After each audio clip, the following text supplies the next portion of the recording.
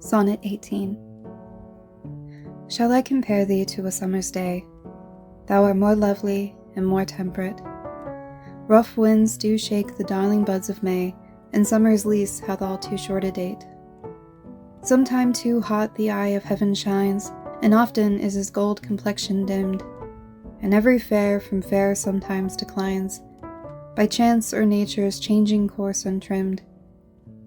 But thy eternal summer shall not fade, nor lose possession of that fair thou oust, nor shall death brag thou wanderest in his shade, when internal lines to time thou growest.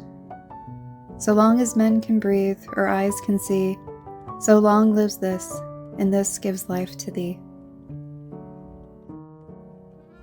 Sonnet 46. My eye and heart are at a mortal war, how to divide the conquest of thy sight. Mine eye, my heart, thy picture sight would bar, mine heart, my eye, the freedom of that right. My heart doth plead that thou in him dost lie, a closet never pierced with crystal eyes. But the defendant doth thy plea deny, and says in him thy fair appearance lies. Decide this title is impallind, a quest of thoughts all tenants to the heart, and by their verdict is determined the clear eyes Moretti and the dear heart's part. As thus mine eyes do is thy outward part, and my heart's right thy inward love of heart. Sonnet 66.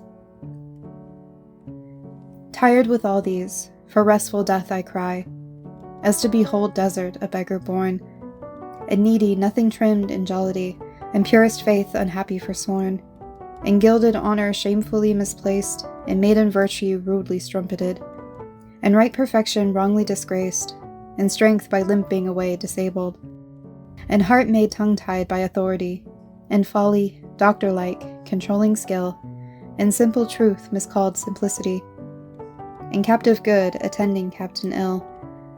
Tired from all these, from these I would be gone, save that, to die, I leave my love alone. Sonnet 73. That time of year thou mayest in me behold, when yellow leaves, or none or few, do hang upon those boughs which shake against the cold. Bare ruined choirs, where late the sweet birds sang, in me thou seest the twilight of such day, as after sunset fadeth in the west, which by and by black night doth take away, death's second self that seals up all in rest. In me thou seest the glowing of such fire, that on the ashes of his youth doth lie, as the deathbed whereon it must expire, consumed with that which is what nourished by. This thou perceivest, which makes thy love more strong, to love that well which thou must leave ere long. Sonnet 116. Let me not to the marriage of true minds admit impediments.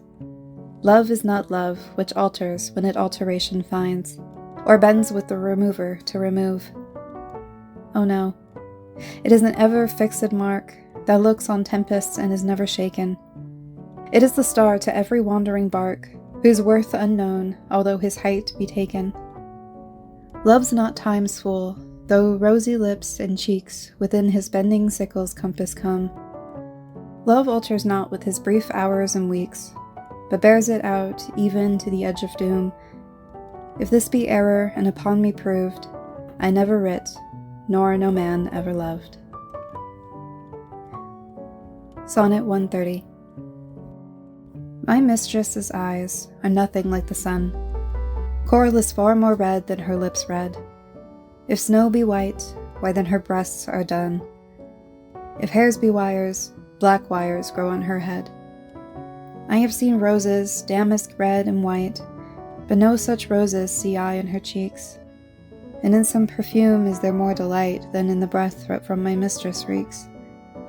I love to hear her speak, yet well I know that music hath a far more pleasing sound. I grant I never saw a goddess go. My mistress, when she walks, treads on the ground. And yet, by heaven, I think my love as rare as any she belied with false compare.